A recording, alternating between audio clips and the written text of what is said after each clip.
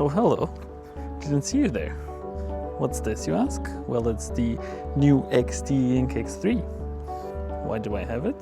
We're gonna find out. I love reading, and I walk to work every day, which takes me around half an hour each way. And I love to use that half an hour to read. My reading time went through the roof when I started doing this. However, so far, I read on my Kindle Oasis 3, which is a little bit too big, and I'm always afraid to drop it, especially in winter while wearing gloves. And so this was the solution, the tiny e-reader Xteink X3. I ordered my X3 for the 31st of March pre-order. Some people got theirs some weeks earlier, but this was the first release to the wider public. When the parcel arrived, it came with these 3 little packages. 2 of them are cardboard, but 1 is plastic, which we do not love to see. This plastic one contains the magnetic case for the device. It came in a random color, which was black, even though I would have preferred the pink or mint one. It has the Xteink branding facing the device, and other than that, it is very simple. Doesn't really protect the sides very well. Next, we have this box, which has 4 different things. These are 2 magnetic rings to attach the X3 to phones, lights, holders, etc. 1 USB adapter for the micro SD card included with the device, and 1 screen protector kit, which is pretty tricky to apply without air bubbles. And this is the box with the e-reader itself. There are 2 smaller boxes, one of them with the e-reader, one with the charging cable, which again has some plastic packaging. The charging cable is a pogo pin charger, which is a little bit annoying, but it allows for file transfer, which is going to be relevant a little bit later on. Finally, here is the actual Xteink X3. It's wrapped in this plastic film, which I carefully and slowly removed. And here it is in all its tiny glory. And that's the unboxing done. Now to play around with the device a little. Xteink first caught people's eyes when they released their e-reader X4 in late 2025. With a screen of only 4.3 inches, it was a tiny bit smaller than the iconic Kobo Mini, my first e-reader with its minute 5-inch screen. The X4 was an impressive device for its size and price, coming in at only $69. But it was made by a Hong Kong-based company that I suspect was not expecting international success, and the firmware was extremely ill-fitted for most languages, to a point where it was mostly unusable. A few months later, the company caught up with its international success and updated the firmware to match the otherwise high quality of the device. At around the same time, the X3 came out. An even smaller device, coming in at 3.7 inches, it added other specs into the mix, including a gyroscope and a clock, resulting on a $79 price point instead of the $69 for the X4. It was perfect for my needs, as small and lightweight as they come, the apex of portability. At such a low price, it lacks some established e-reader features, including a touchscreen and a front light. However, the navigation is pretty snappy and it is a responsive device, also booting very quickly. The user interface is nothing to dream about, but it does the job. In the home screen, you have options to read the latest book, browse your files, send files via phone or computer, and settings. The settings aren't anything crazy. Feel free to pause if you want to check them out. I would highlight the possibility of setting the cover of your current read as the off-screen.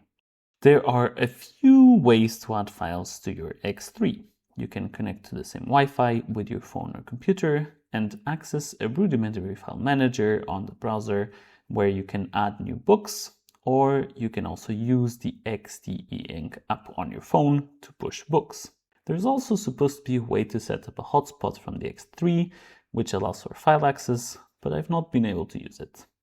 Finally, you can use the USB adapter to directly add books to the microSD card. The file browser is just that, a file browser. Finally, and most importantly, the reader. It is very basic. Given the small screen size, the rendering of the words is not super smooth, and some lines might look quite bad, especially if the text is justified and there are longer words. Spacing between lines is sometimes jagged. Embedded images do not work well, neither do bold, italicized, superscript, or subscript font. The firmware also reads XTC files, which are custom-made for the Xteink devices, and it's easy enough to convert from EPUB to XTC online, which basically takes a picture of each page with proper formatting, but this increases file size quite considerably, and I'm not super bothered, so I've never done that. There, at the bottom, very tiny, you can see the clock and battery. The reading menu shows you in what page you are of the chapter and the percentage through the book.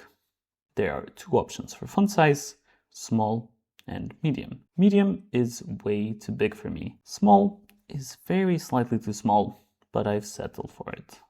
You can navigate from chapter to chapter and can also go to specific pages within the current chapter in this pretty clunky page selector. You can also change orientation. Some people really like landscape as opposed to portrait. There are also options to set bookmarks and change to dark mode, which is my pet peeve, so I don't. Finally, a very cool use of the gyroscope is that you can flick your hand to change page. I don't use it at all, but it is pretty cool. In the international firmware, and with English set as the language, some uncommon characters, such as the I in naive, are not rendered, so some languages may be more annoying to read in the stock firmware. So the UI is very basic and falls short at times. Luckily for us, there is a huge community focusing on providing third-party alternatives for the native firmware. Most are based on a software called Crosspoint, which has dozens of forks with a myriad of features depending on what people want. It is very easy to push alternative firmware thanks to the Pogo pin charger allowing for file transfer, as opposed to something like jailbreaking a Kindle, whose firmware has a lot more barriers in place. Once you have the firmware, the flexibility is very high, with more options for font and font size, better character rendering, better navigation, etc. The most important part, though, are the endless possibilities. If there is a feature which you would like to have, you can request it on the Crosspoint GitHub. Or, if you are programming minded, you can develop your own fork of Crosspoint with all the implementations that you want. There is absolute freedom, and you can have a user experience perfectly suited to your preferences. I have to admit, I haven't switched over to Crosspoint yet. The only reason for this is that it doesn't display the clock while reading, on which I rely quite heavily when reading on e-readers. The official Crosspoint firmware was developed for the X4, which does not keep time accurately, and X3 support is not yet offered, even though there are custom-made forks for the X3. So I am waiting for official X3 support, which should come on the next version release, and for the ability to display the clock while reading. Then I will for sure switch. In the meantime, the stock firmware will do. I have read many poorly formatted ebooks, so this is absolutely fine for me. So, what do I make of the Xteink X3? Well, it has become a core part of my day-to-day life. The uncommon characters not being rendered very well doesn't really bother me because I mostly read in English. The Pogo pin charger is a little bit annoying, but the battery life is so good that I read 2 full books and the battery only depleted under 50%. So I'm not going to have to charge it very often, so having to have this very specific charger for it doesn't really bother me a lot. And so currently, my Xteink X3 and my Kindle Asus 3 have shared custody of me in the e-reader department. When I'm out and about, walking or waiting, queuing in the shops or anything like that, I use my Xteink. When I'm sitting down and I have more time and space, I use my Kindle Oasis 3. So I would absolutely recommend getting the Xteink X3. Lots of people have reported that they have read a lot more since getting their Xteink. So if you have any questions, feel free to ask them in the comments, and bye bye.